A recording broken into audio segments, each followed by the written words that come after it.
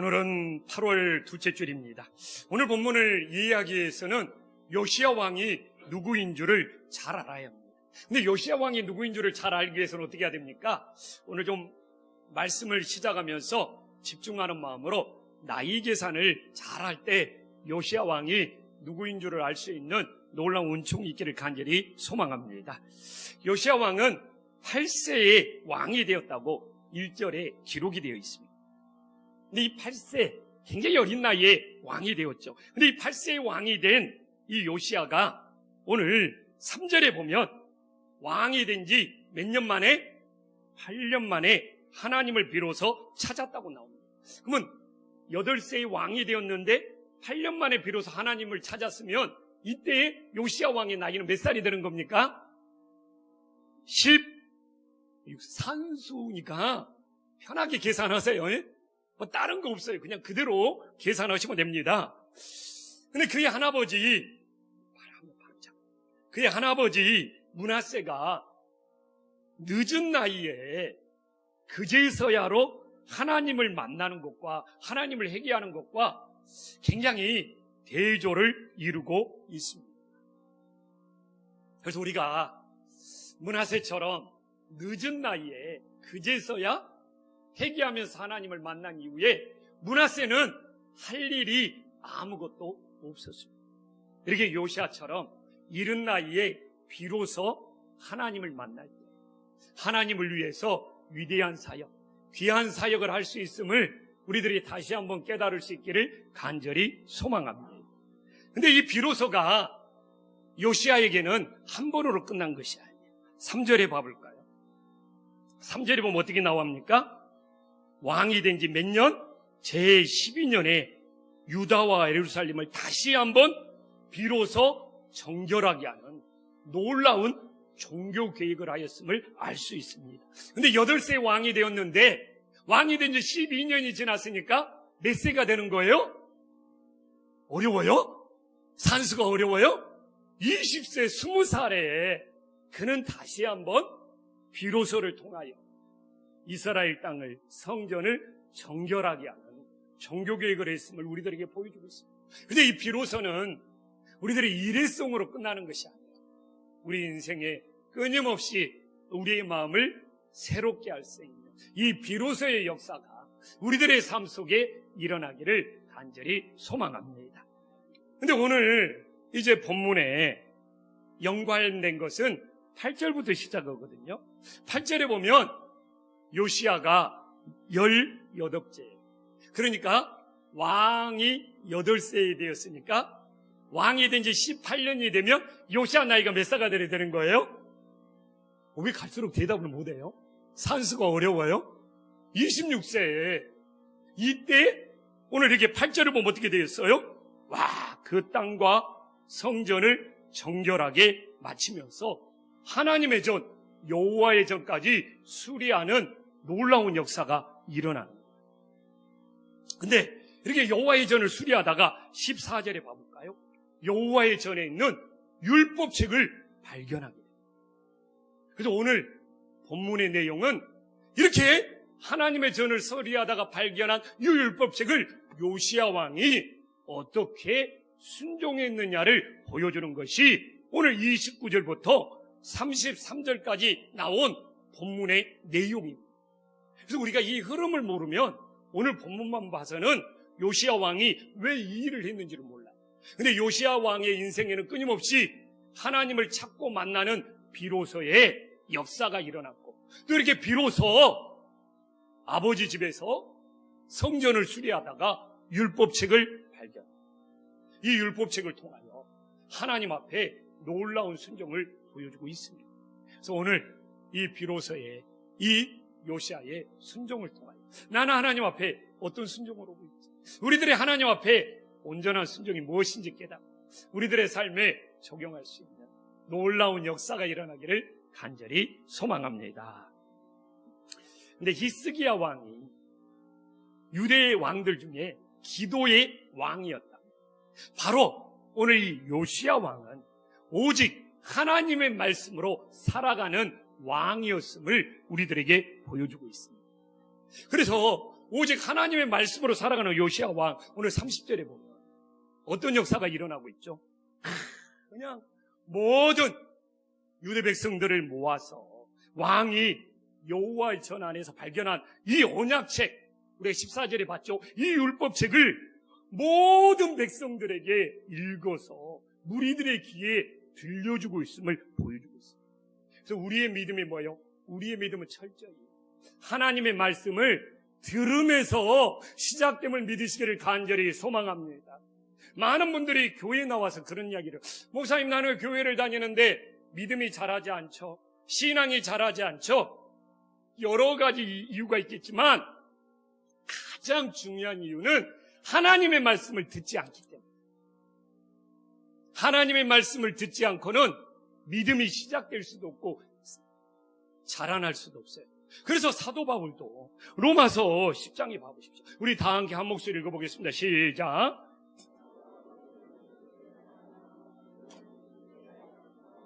그렇게 사도 바울도 정말 믿음만큼은 들어야 되는데 세상 이야기가 아니고, 오늘은 설교 시간에 재밌는 이야기가 아니고 누구? 하나님의 말씀을 들어야지만 우리의 믿음이 시작되고 우리의 믿음이 자라난다는 거예요. 여사나와 인사 한번 나눌까요? 오늘 꼭 하나님의 말씀을 들읍시다.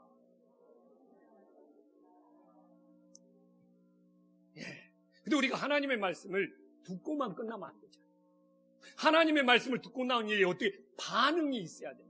이 바운스가 있어야 되는 거예요.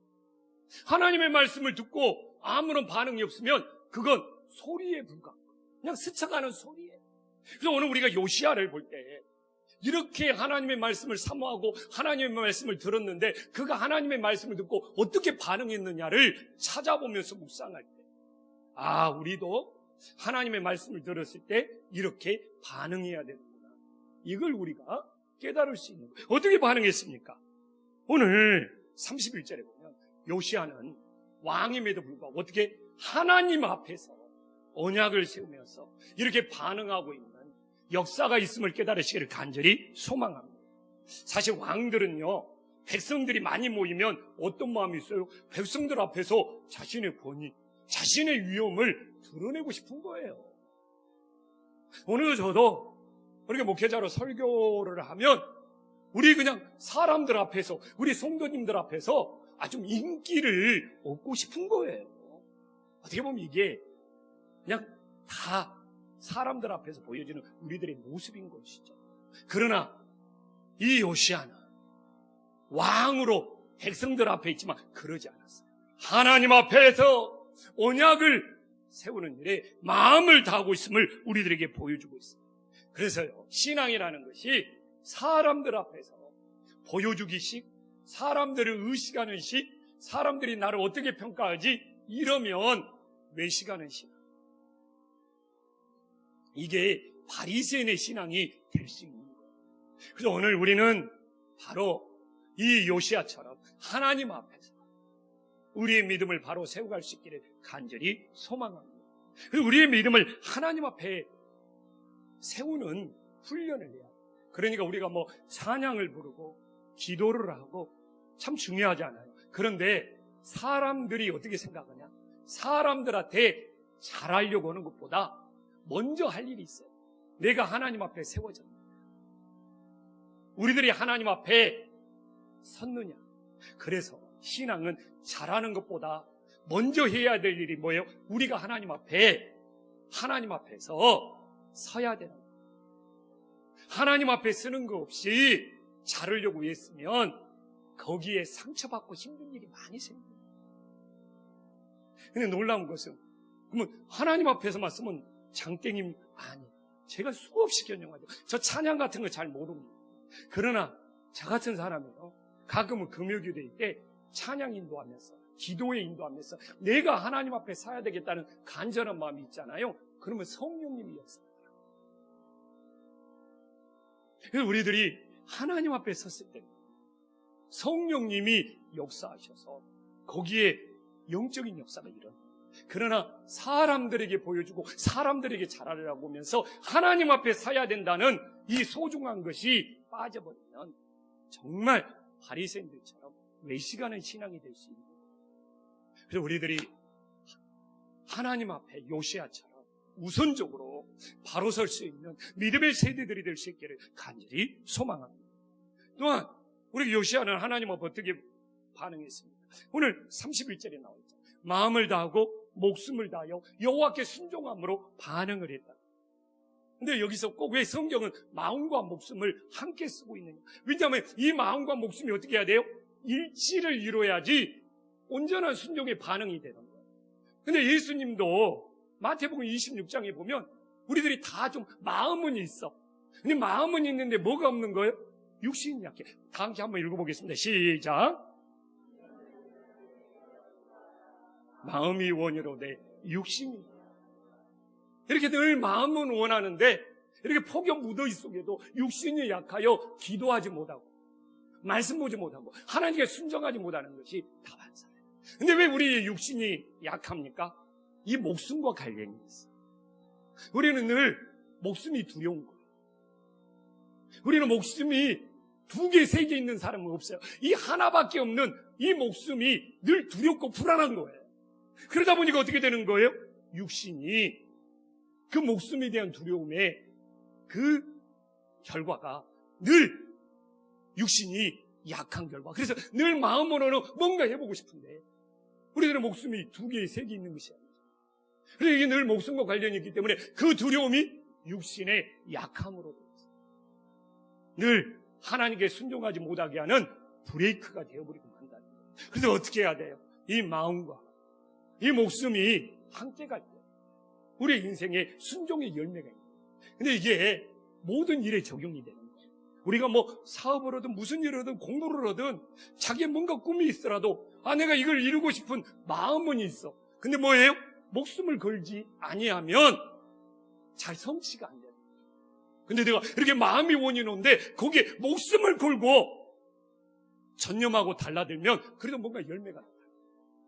이게 신앙도 우리가 늘 마음은 있는데 하나님 앞에 내 이 목숨을 맡기고 여기서 목숨을 하나님 앞에 우리는 맡기는 거잖아요. 하나님이 책임져 주실 거다. 내 목숨을 책임져 주시고 내 삶을 책임져 주실 거다. 그리고 우리가 마음과 함께 이 목숨을 하나님 앞에 걸고 하나님 앞에 맡기는 것이 있을 때 거기에 온전한 순종이 있음을 믿으시기를 간절히 소망합니다.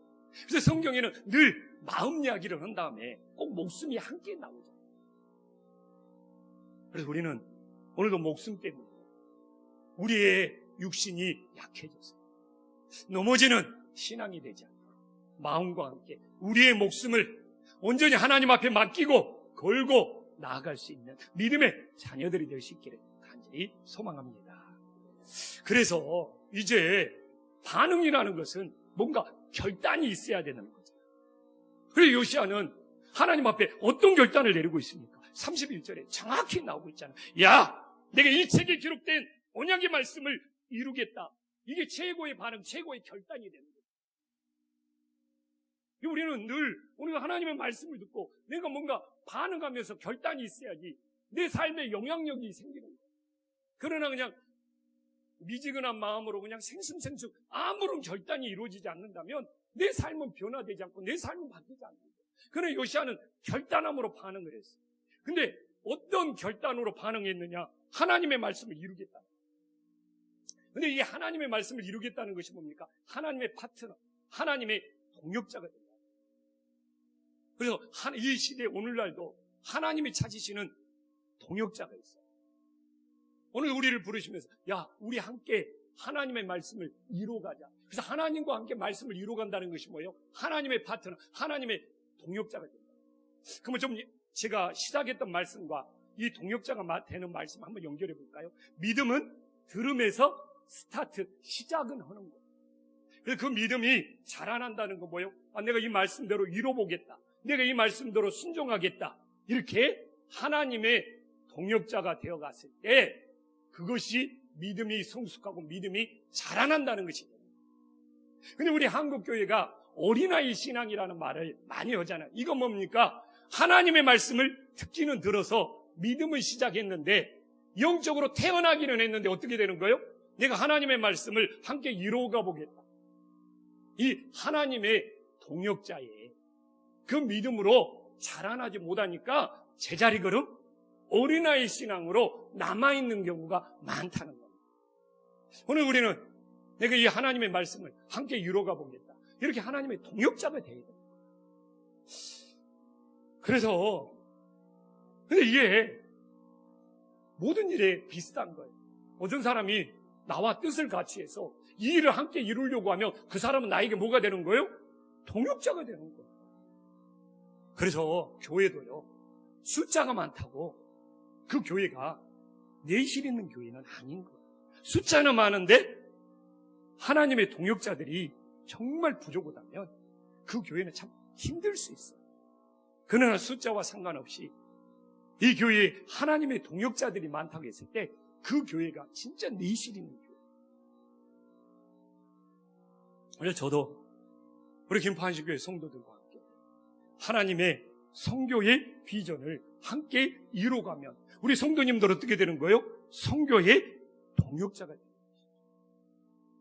그래서 나는 믿음을 들음으로 시작했는데 나는 하나님의 어떤 동역자가 되고 있는지, 내가 하나님의 말씀을 함께 이뤄가고 있는 것이 무엇이 있는지, 그것이 바로 내 신앙이 자라나고 성숙해서 하나님의 동역자로 나아가는 결단이고 은혜가 됨을 다시 한번 믿을 수 있기를 간절히 소망합니다.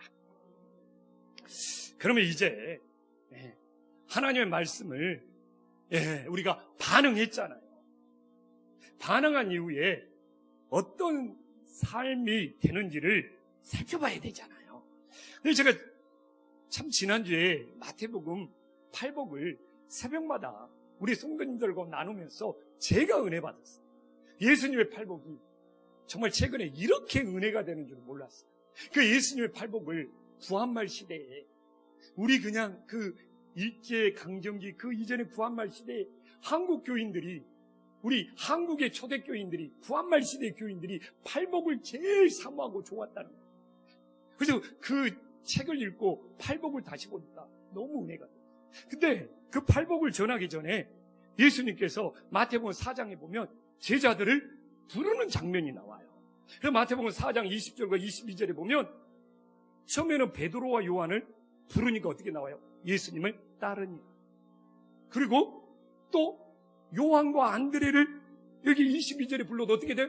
예수님을 따르느니라. 그래서 우리가 하나님 앞에 반응하면서 예수님을 이렇게 제자들처럼 따르는 것이 있어요. 신앙은 뭐 이렇게 뭐 생각하는 것도 아니고, 뭐 고민하는 것도 아니고, 주저하는 것도 아니고, 계산하는 것도 아니고, 진짜 믿음은 예수님을 따르는 것이에요. 이게 반응한 이후에 나는 예수님을 어떻게 따르고 있지? 우리 성도님들은 예수님을 어떻게 따르고 있지? 예수님을 따르는 것이 있어요. 그래서 우리들이 오늘 제가 우리 성도님들은 예수님을 어떻게 따르고 있습니까? 내가 만약에 예수님을 따르고 있는 것이 없다면 우리 신앙을 다시 한번, 나는 뭘로 예수님을 따르고 있지? 무엇으로 예수님을 따르고 있지? 교회한테도 물어볼 수 있어요. 김포한신교회는 어떻게 예수님을 따르고 있습니까? 여기에 대해서 답변할 수 있어야지 우리 김포한신교회가 건강한 교회, 하나님의 사역을 하는 교회가 되는 거죠. 우리 김포한신교회가 예수님을 따르고 있는 것 같아요? 없는 것 같아요? 우리 김포한신교회는 예수님을 따르는 교회죠. 모든 목장이 선교하고 또 모든 목장이 하나님 나라 확장의 비전을 갖고 분명한 예수님을 따르는 건강한 교회가 되는 것이죠. 그럼 우리들이 예수님을 어떻게 따라야 되느냐? 우리 오늘 요시아가 그걸 보여주고 있습니다. 요시아가 예수님을 어떻게 따랐는지 오늘 하나님의 말씀을 통하여 한번 묵상해 볼까요? 오늘 어떻게 나와 있습니까? 33절. 세상 것을 버릴 줄 알아요. 믿음을 방해하는 것들을 버릴 줄 알아요. 오늘 모든 땅에 가증한 것들을 다 제거하여 버렸다. 뭡니까? 하나님 섬기는 일에 방해되는 것, 신앙생활에 방해되는 것, 이걸 버렸다는 거죠. 제거했다는 거죠. 오늘도 우리가 예배를 나왔지만 그래도 오늘 우리가 세상 것을 버렸다든지 자신의 뭔가를 버렸기 때문에 오늘 이렇게 예배 시간을 지키면서 하나님 앞에 예배하고 있음을 믿으시기를 간절히 소망합니다. 오늘도 자기 일을 버리지 못하다니, 그냥 뭔가 약속을 버리지 못한다면 하나님 앞에 예배 시간을 드릴 수 없어요. 근데 이게 모든 삶에 적용이 됩니다. 그래서 나도 하나님 앞에 아직도 믿음에 방해되는 뭔가를 버리지 못하고 있는지 성찰해야 돼. 그 믿음에 방해되는 것들을 버려야 돼. 뭐 토요일 밤에도 그냥 오늘 주일날 예배되는 것에 믿음의 방해가 되는 거 있습니다. 그런 것들을 버려야지. 오늘 우리가 졸지 않고 하나님 앞에 온전한 예배를 드릴 수 있는 거 아니에요. 그래서 이 버리는 것이 굉장히 중요합니다. 근데 제가 오늘 예수님의 제자들을 부를 때 예수님을 따랐다고 하는데 그 제자들도 오늘 요시야의 믿음과 똑같아요. 제자들은 어떻게 했습니까? 마태복음 4장 20절과 22절을 동일하게 하며 예수님을 따르기 위해서 제자들도 뭐요? 먼저 버려두는 것이 있었어요. 그것이 자신의 건물이든 그것이 부모님이든 그렇게 예수님을 따른다는 것은 오늘 요시야를 보든 우리가 예수님의 제자들을 보든 자신의 것이나 세상 것, 신앙생활에 방해가 되고 믿음이 걸림돌이 되는 것은 버리는 것이 있어야지 예수님을 따를 수 있는 것. 그래서 아직도 버리지 못하고 남아있는 것이다. 이제는 결단하고 버려서 예수님을 온전히 따르는 믿음의 역사가 있기를 간절히 소망합니다. 또 봐보십시오. 이렇게 버려야지만이 하나님을 섬길 수 있는 거예요. 그래서 33절 버린 다음에 뭐라고 나옵니까? 이스라엘의 모든 사람으로 그들의 하나님 여호와를 섬기게 하였다. 아멘. 그럼 여기서 섬긴다는 것이 뭐냐? 하나님께 예비한다. 어떻게 보면 이렇게 구약에 하나님을 섬긴다는 것은 다 하나님께 예비한다는 것으로 받아들입니다. 왜냐하면 구약의 예배는 뭐 양을 잡고 짐승 하나님 앞에 섬길 수 있는 일들이 너무 많이 있는 거예요. 그래서 구약에서는 예배 자체를 하나님을 섬긴다는 것으로 동일하게 사용하고 있는 거예요. 그래서 모든 예배의 시작은 하나님을 섬김으로 출발을 하는 거예요. 그래서 오늘도 우리가 예배를 드리지만 이 예배를 통하여 하나님을 우리는 섬기고 있는 거예요. 그래서 교회에서 하나님 앞에 가끔 예배로 하나님을 섬기지 못하고 다른 일들을 하고 막 부업 일들을 하고 막 하잖아요. 근데 그건 하나님 섬기는 것이 의미가 없어요. 반드시 예배를 하나님께 함으로써 하나님을 섬기는 그 시작, 그 출발, 그 마음, 그 믿음이 있고 난 다음에 다른 일들을 하면 그건 분명히 하늘의 상금이 될 거예요. 그러나 하나님께 예배함으로써 그 성김이 빠진 채 막 다른 이것저것 막 수고하시고 고생한 거 다 할 수 있지만 하나님과 연결이 안 돼요. 그래서 오늘도 우리가 예배로 섬기고 있습니다. 오늘 우리가 여기 대접받으려고 앉아있는 거 아니에요. 구경하려고 앉아있는 것이 아니에요. 오늘 여기 창간으로 오는 것이 아니에요. 그러면 진짜 예배가 하나님을 섬긴다라고 생각했을 때 우리의 예배의 자세, 예배의 모습은 달라질 수밖에 없어요. 그것이 너무 아쉬워요. 그래서 내가 일부 때 교회학교 선생님들도 교회학교 예배가 선생님의 개들한테 잘해주는 것도 아니고 선생님이 우리 학생들한테 뜻받아주는 것도 아니고 우리가 교육세대부터 예배는 하나님을 섬기는 거라고 바르게 가르쳐주지 않으면 예배를 통한 하나님의 섬김은 온전히 세워갈 수 없다는 이야기를 우리 교육부서 선생님들한테 제가 했어요. 오늘 장년들도 똑같습니다. 안타까워요. 한국교회 예배는 섬기는 거예요. 그냥 자리 하나 옮기는 것도 힘들어하고 그냥 마음부터 다 풀어져 있는 모습들을 보면서 오늘 예배는 하나님을 섬기기 때문에 마음을 다하고 내 생명을 목숨을 하나님께 맡기는 그 태도, 그 자세, 그 모습이 있어야 돼요. 근데 그냥 나와만 주면 고마워요. 참여만 해주면 고마우니까 신경을 안 건드리고. 그러나 이 땅에 예배가 회복되기 위해서 오늘 우리 모두는 이 예배를 통해 하나님을 섬기고 있다. 이게 이 땅의 진정한 예배의 회복의 시작입니다. 이 마음이 없거든 다른 어떤 것으로도 예배는 회복될 수 없는 거예요. 그래서 예배의 섬기는 마음이 사라지잖아요. 예배는 무너져요. 옆 사람과 인사 한번 나눌까? 예배를 섬김으로 나아갑시다.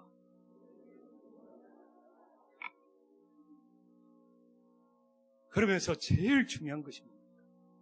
오늘 33절에 나왔지만 끝까지 하나님을 떠나지 않는 것. 끝까지 하나님을, 끝까지 아무리 신앙생활을 잘했고 어쩌고 근데 하나님 떠나버리면 어떻게 돼요? 그래서 저는 마지막 때가 되면 될수록 최고의 영적인 싸움은 뭐냐? 끝까지 하나님을 떠나지 않는 거죠. 지난주에 한국교회가 세습 문제로 세상의 조롱과 비방을 당하고 그리고 막 총에서 판결 내렸는데 그 교회가 막 불복하고 이런 것들이 일반 뉴스에 올라와서 제가 댓글을 잘 안 보는데 한번 댓글에 들어가 그냥 난 조롱하고 비방하는 괜찮아요. 너무나 많은 사람들이 교회를 떠나겠다, 하나님을 떠나겠다, 그 댓글들이 줄줄이 얼마나 마음이 아프다. 다른 교회라도 가면 좋겠어요. 근데 어제도 장로님 한 분하고 나눴는데 너무나 많은 사람들이 천주교로 옮겼고 너무나 많은 사람들이 교회를 떠난 거였어요. 근데 저는 이건 시작에 불과한 것이 아닌가. 앞으로 한국교회에 더 큰 일, 더 큰 문제, 더 어려운 일들이 생길 수 있어요. 그렇기 때문에 마지막 시대의 영적인 싸움은 무엇인가? 한국교회나 목사들이나 장로들이나 사람들에게 어떤 일이 일어날지라도 우리는 끝까지 예수님을 떠나지 않는 것이 이 시대의 최고로 주님을 따르는 것이 됨을 믿으시기를 간절히 소망합니다. 거기에는 저까지 포함되어 있어요. 조영식 목사가 타락할지라도, 조영식 목사가 잘못될지라도 어떻게 돼요? 하나님만큼은 떠나지 말라는 거예요. 아멘? 네, 아멘 해줘서 고마워요. 아니 진짜로 그것이 진짜 예수님을 따르는 믿음이다. 더 저는 심해질 거라고 생각을 합니다. 저는 시작에 불과하다고 생각해요. 앞으로 그냥 교회를 떠날 수 있는 수많은 일들이 우죽순처럼 생길 수 있어요.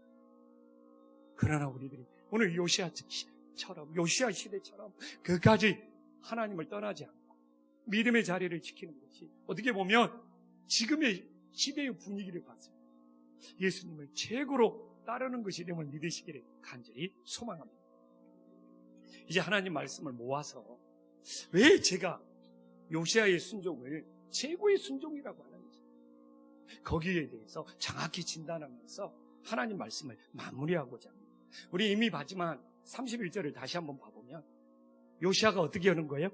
이 책에 기록된 언약의 말씀을 이루겠다는 거예요. 그러면 도대체 그 율법책에 발견한, 언약책에 발견한 어떤 말씀을 이루겠다고 이 요시아가 결단하느냐, 이걸 찾아봤을 때 말씀의 보화를 캐낼 수가 있는 거 아닙니까? 그게 24절에 24절에 근데 놀랍게도 자, 한 목소리 함께 다 함께 한번 읽어보겠습니다. 시작.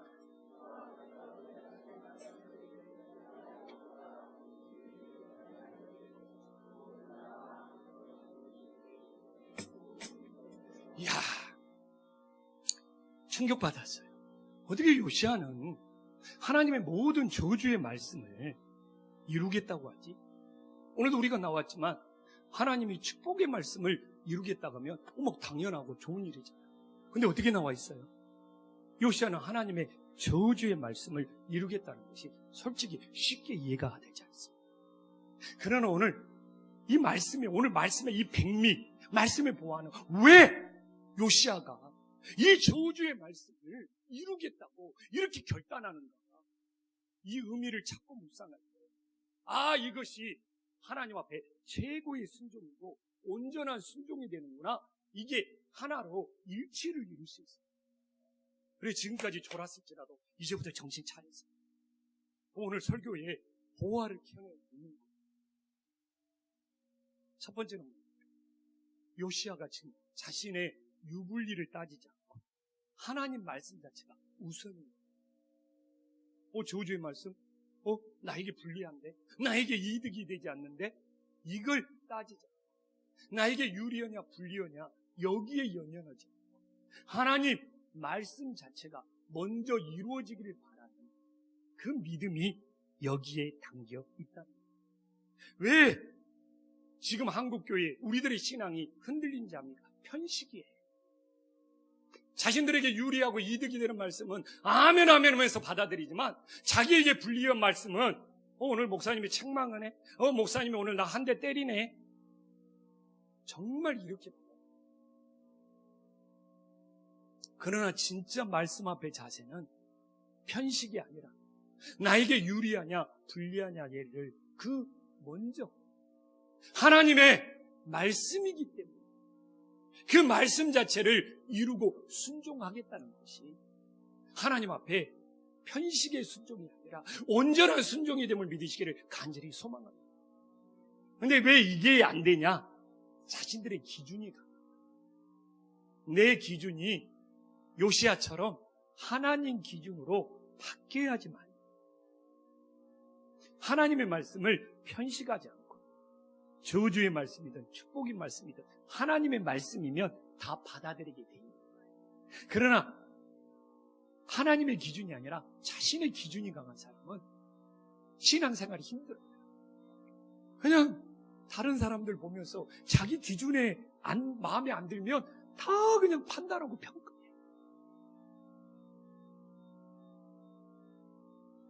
그것은 뭡니까? 하나님 기준으로 자기 자신이 바뀌지 않았다. 저도요, 많은 선교사님들을 만납니다. 그리고 선교사님들이 많은 부탁을 해요. 근데 선교사님들을 많이 만나도 다 제 마음에 드는 건 아니에요. 그냥 마음에 안 맞는 선교사님들도 있고 마음에 안 맞는 목사들도 있어요. 그러나 그 마음으로 계속 가면 내 이 감정에 흐르는 거고 내 기준에 따라 좌우되는 거예요. 그러나 그 제안들이 하나님의 일이냐, 주님의 일이냐, 하나님의 말씀을 성취하는 거냐, 이게 진짜 이게 진짜 순종인 거예요. 그 사람하고 나하고의 관계를 따지고 감정을 따지는 것이 아니라 그거 진짜 하나님의 일이에요. 하나님의 성경, 하나님의 꿈이냐, 하나님의 말씀을 이루는 거냐. 저 이거 진짜 기도 많이 해요. 저 사람이 내 기준에 맞냐 안 맞냐보다 더 중요한 것이에요. 그게 진짜 하나님의 말씀이고 하나님의 일이에요. 요시야는 이 마음으로 나갑니다. 저주의 말씀이 뭐가 자기한테 유리하겠어. 그러나 하나님 말씀이잖아요. 그래서 우리는 오늘도 하나님의 말씀이 나에게 유리하면 감사해야죠. 그러나 하나님의 말씀이 불리하면 하나님이 나 책망하는구나 회개해야죠. 이게 하나님의 말씀을 편식하지 않고 온전하게 받아들이는 것이죠. 그래서 한국교회가 힘든 거예요. 저 같은 목회자도 성도들 눈치 보면서 편식으로 말씀 전해요. 그러니까 숫자가 좀 더 생길지 몰라도 동역자들이 있는 거예요. 그러나 저는 정말 막 세습이니 한국교회 막 이런 문제를 보면서 이 시대에 고민할 것은 바른 믿음이라고 생각을 해요. 오늘도 이 말씀 붙잡은 거예요. 또 왜 그랬을까요? 왜 요시야가 저주의 말씀인지도 불구하고 그 말씀을 이루려고 했을까요?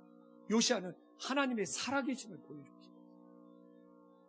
하나님의 말씀이 살아있는 것을 요시야는 진짜 보여주고 있어요. 그게 저주라도 그 말씀이 이루어져야지. 하나님은 살아있구나. 하나님의 살아서 움직이구나. 이걸 증가하고 전파하고 싶은, 이게 진짜 순종이고 온전한 순종. 하나님이 저주를 무작정 내립니까? 저주하는 이유가 25절에 나와 있잖아요. 자, 함께 한번 읽어보겠습니다. 왜 하나님이 저주하는지 함께 읽어보겠습니다. 시작.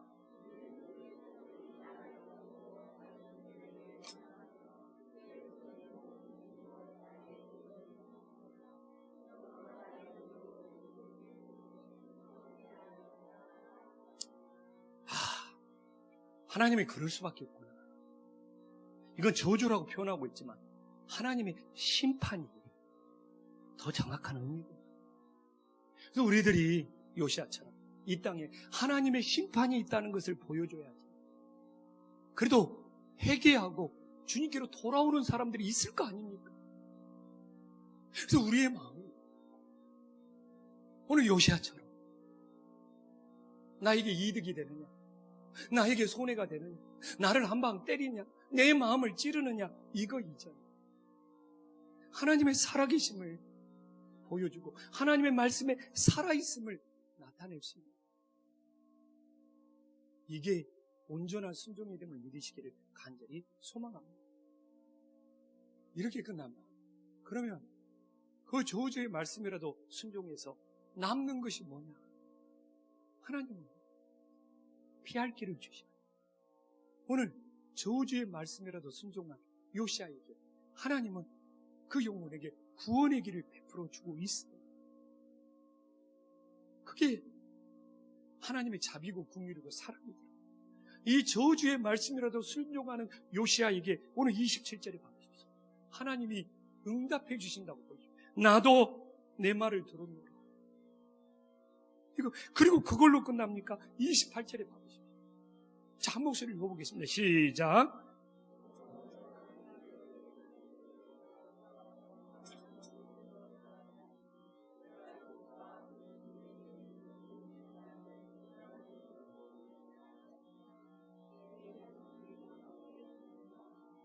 이야, 요시야에게는 구원의 길을 베풀어 주시죠.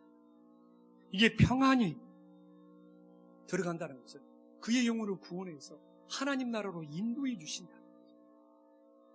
우리들에게 제일 중요한 것은 구원이죠. 이 땅의 복을 누리는 것보다 더 중요한 것은 하나님 나라로 구원받는 거죠.